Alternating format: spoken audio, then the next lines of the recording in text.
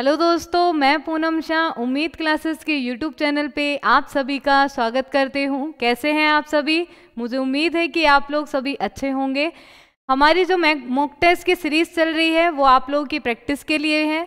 जिस भी एग्ज़ाम की आप तैयारी कर रहे हैं उसकी तैयारी अगर आपको और मजबूती से करनी है तो ये सेशन लेना आप बिल्कुल ना भूलें। हर एक क्वेश्चन को बिल्कुल बारीकी से समझाया जा रहा है। कहाँ आप गलती करते हैं वो सारी गलतियां भी आपको इस वीडियो में बताई जा रही है, तो बने रहे हमारे साथ में। Good morning all of you, सभी जल्दी जल्दी आ जाइए और मॉक टेस्ट हमारे स्टार्ट करते हैं। तो पहला क्वेश्चन देखते हैं हम सभी। पहला क्वेश्चन है correct form of the verb का। ही यूजुअली डैश भोजपुरी। तो देखिए, जब मैंने आपको correct form of the verb बताया था तब मैंने आपको बताया था कुछ वर्ड्स ऐसे होते हैं जो इंडिकेट करते हैं कि कौन से टेंस को डिनोट कर रहा है। तो यहाँ पर जो वर्ड आया है ये है यूजुअली। तो यूजुअली वर्ड है तो ये किसको डिनोट कर रहा है? प्रेजेंट सिंपल टेंस को। तो चारों ऑप्शन में से देखिए प्रेजेंट सिंपल टेंस में कौन सा है? तो देखिए हैज स्पोकन होगा क्या? नहीं होगा। इज स्पीकिंग होगा? नहीं होगा। अब इन दोनों में से होगा वर्ब की फर्स्ट फॉर्म या वर्ब की फर्स्ट फॉर्म के साथ एस या ईएस। अब हम किसको देखेंगे? यहाँ पे सब्जेक्ट को देखेंगे। सब्जेक्ट सिंगुलर है तो वर्ब भी क्या होगी? सिंगुलर। तो right answer is C, he usually speaks Bhojpuri. Next देखिए correct form of the verb का है माई ब्रदर डैश टुमारो। तो माई ब्रदर डैश टुमारो। तो अब देखिए क्या आएगा? Am arriving, has been arriving, are arriving, is arriving. तो देखिए अराइव होने की बात हो रहा है, यानी कि वो शेड्यूल्ड है। वो मैटर क्या है? शेड्यूल है कि वो कल आएगा ही आएगा। तो क्या हो रहा है? टुमारो की बात कर रहा है कि कल आएगा वो, और आज अभी एट दिस मोमेंट आप उसकी बात कर रहे हैं। तो हम किसका यूज करेंगे? प्रेजेंट कंटिन्यूअस टेंस का यूज करेंगे। तो right answer is arriving. Are तो आएगा ही नहीं, हैज भी नहीं आएगा और एम भी नहीं आएगा। तो राइट आंसर इज। नेक्स्ट देखिए we dash our lessons for 2 hours। तो देखिए इस सेंटेंस में आपको पहचान क्या दी हुई है? 4 दी हुई है, और 4 के बाद में आपको टाइम दिया हुआ है। 4 के बाद में आपको क्या दिया हुआ है? टाइम दिया हुआ है। तो किस टेंस का आप यूज करेंगे? प्रेजेंट परफेक्ट कंटिन्यूअस टेंस का यूज करेंगे। अगर 4 के साथ में टाइम नहीं दिया हुआ होता तब तो आप किसका यूज कर सकते थे? प्रेजेंट कंटिन्यूअस का। लेकिन 4 के साथ में आपको टाइम दिया हुआ है तो आप किसका यूज करेंगे? प्रेजेंट परफेक्ट कंटिन्यूअस टेंस का। तो देखिए यहाँ पे प्रेजेंट परफेक्ट कंटिन्यूअस ये फ्यूचर का है, तो ये तो आपका रॉन्ग हो गया। Has been learning, have been, अब वी के साथ में क्या आएगा? देखो हैव लर्नड है, ये परफेक्ट टेंस का, ये भी आपका रॉन्ग हो गया। अब इन दोनों में से देखिए वी के साथ क्या आएगा? हैज आएगा या हैव आएगा? तो वी क्या है? प्लूरल सब्जेक्ट है, तो वर्ब भी क्या आएगी? प्लूरल आएगी। तो क्या आंसर होगा? We have been learning our lessons for 2 hours। Next देखिए cow is bitter when it is tested.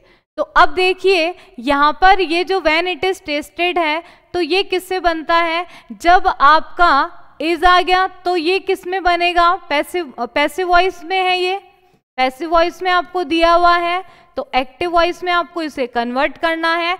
तो जब भी आपको पैसिव वॉइस में व्हेन इट इज टेस्टेड तो यहाँ पे आपका इज दिया हुआ है, इट मीन्स वो जो पैसिव वॉइस बनेगा वो प्रेजेंट सिंपल में बनेगा। तो क्या आ जाएगा? देखिए आपका जो राइट देखिए टेस्टेड है ये आपका रॉन्ग हो गया। यहाँ पे अपोस्ट्रोफी एस कहाँ से आया? ये भी आपका रॉन्ग हो गया। इज बिटर आ रहा है, ये भी रॉन्ग है। तो टेस्ट की बात कर रहा है तो right answer is a. Right answer is a. Verb की फर्स्ट फॉर्म के साथ एस या ई एस। प्रेजेंट सिंपल को ये रिप्रेजेंट कर रहा है। नेक्स्ट देखिए वॉइस है a great man acknowledged me as a flatterer to him. तो एक्नॉलेज्ड वर्ब की सेकंड फॉर्म है। वर्ब की सेकंड फॉर्म है तो पैसिव वॉइस आप बनाएंगे तो किस में कन्वर्ट करेंगे? वॉज वर्ब प्लस वर्ब की थर्ड फॉर्म।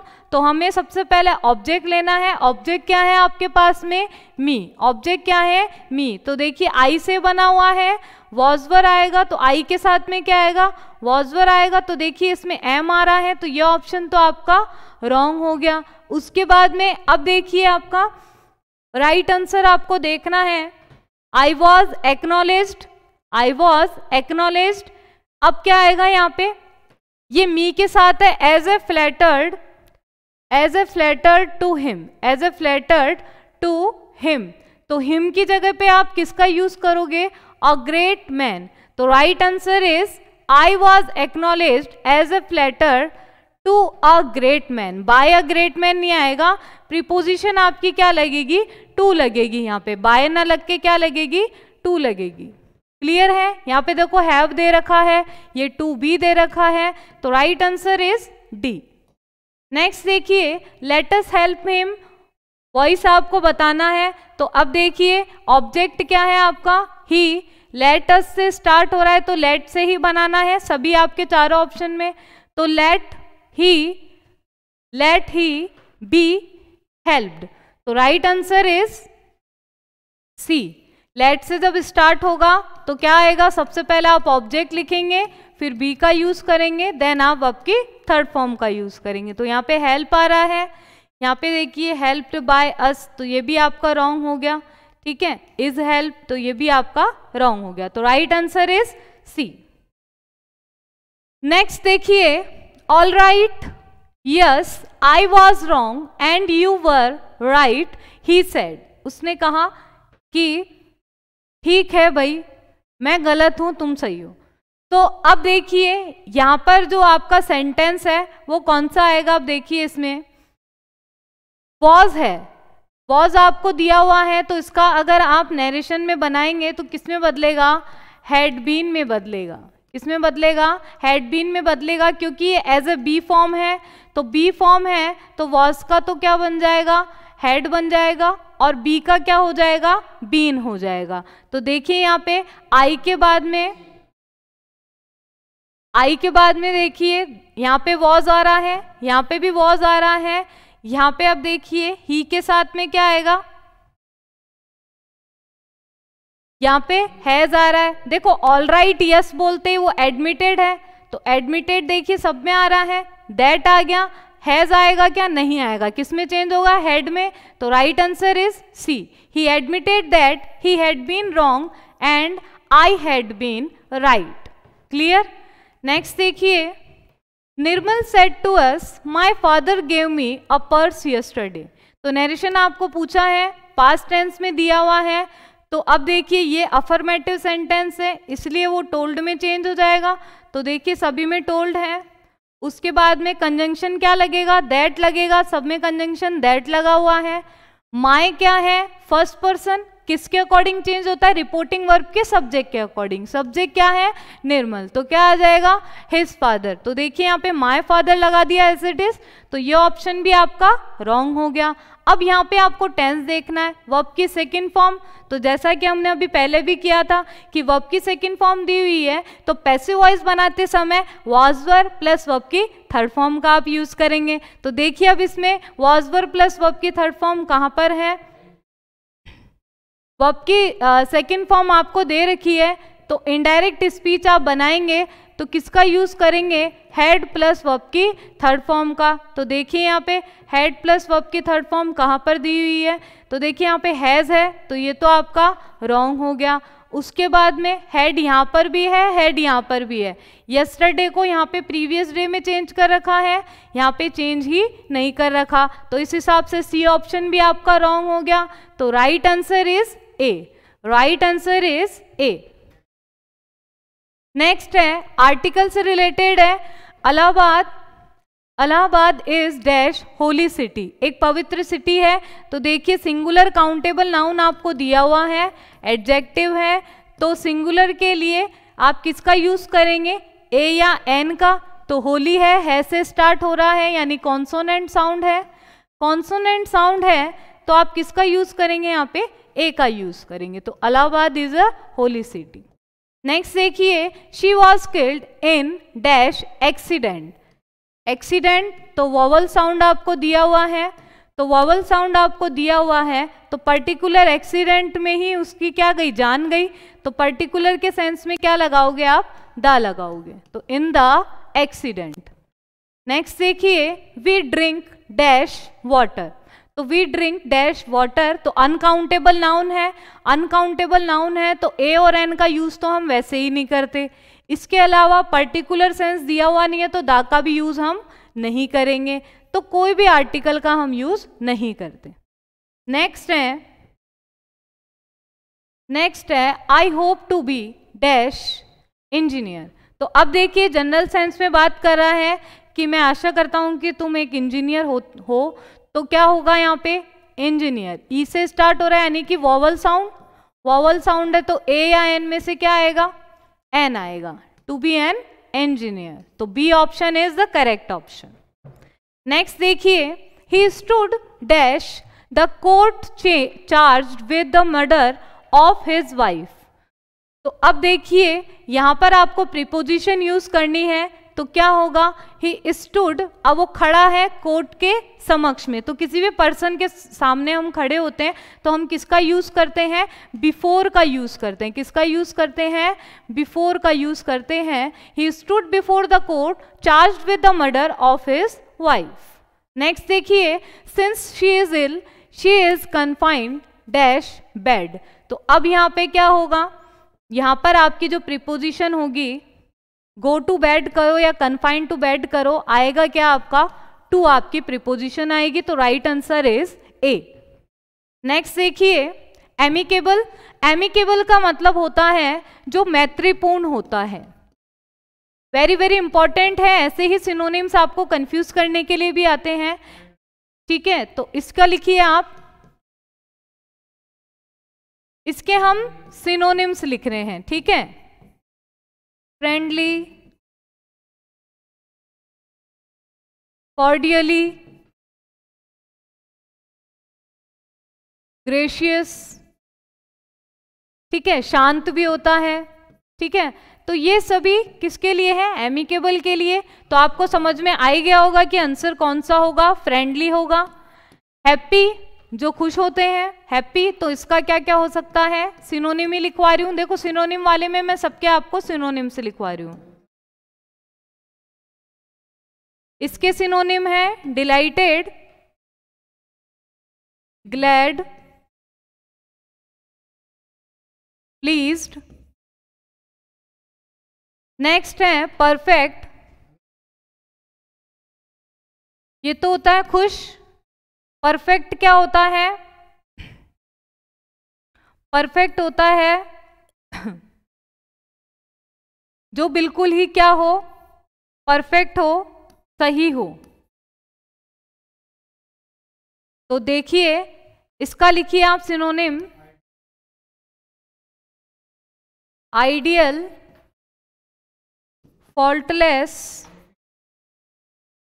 टेरिफिक,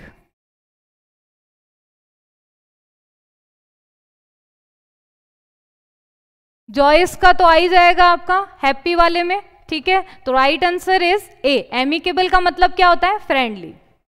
नेक्स्ट देखिए एंटिसिपेट। एंटिसिपेट का मीन्स लिखिए आप सबसे पहले। एंटिसिपेट का मतलब होता है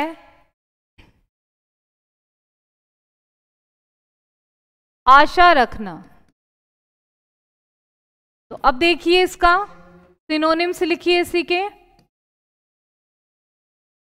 एक्सपेक्ट करना, आशा करना, फोरसी, अनुमान लगाना भी होता है, फोरसी करना, फोरकास्ट करना,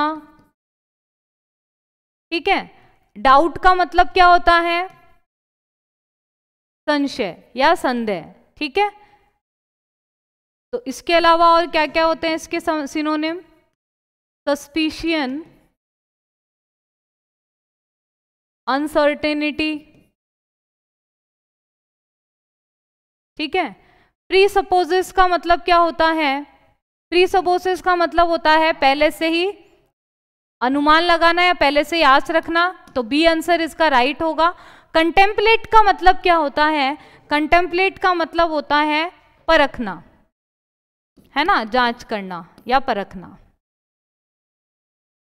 तो क्या होगा इसका, एग्जामिन करना, कंसीडर करना, ऑब्जर्व करना, ठीक है। असर्ट का मतलब होता है कहना, तो देखिए इसका लिखिए डिक्लेयर, से, प्रोक्लेम, ये सभी आपके सिनोनिम्स है। देखिए क्वेश्चन एक है, बाकी चारों के भी मैं आपको सिनोनिम्स लिखवा रही हूं ताकि आपकी वोकैब भी इंक्रीज हो, क्वेश्चन आपके एग्जाम में आए तो वो भी गलत ना हो। नेक्स्ट देखिए कंट्रोवर्शियल, एंटोनिम पूछा है, अपोजिट आपको पूछा है विवादित, इसका अर्थ क्या होता है विवादित, तो इसके मैं आपको सिनोनिम लिखवा रही हूं डिस्प्यूटेड,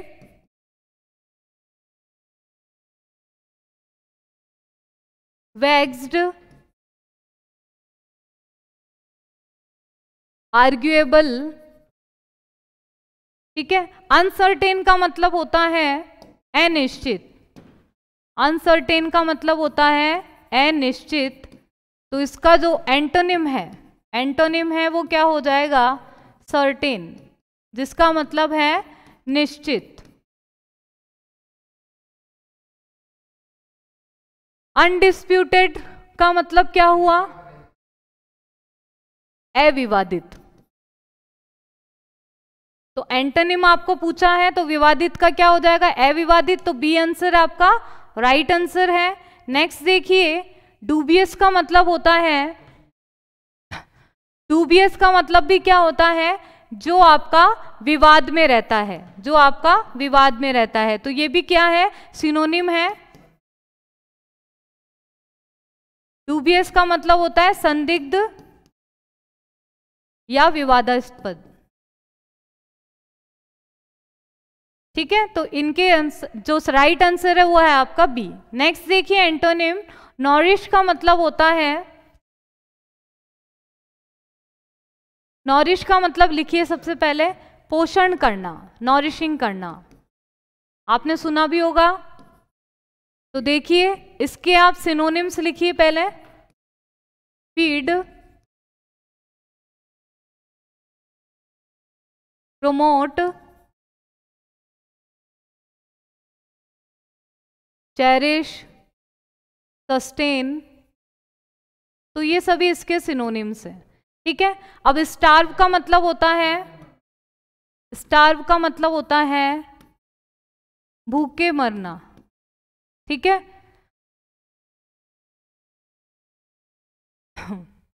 इसके बाद में फोस्टर का मतलब तो होता है रख रखाव करना, ठीक है। सस्टेन का मतलब भी क्या हो गया वही पोषण करना ही आ गया, ठीक है।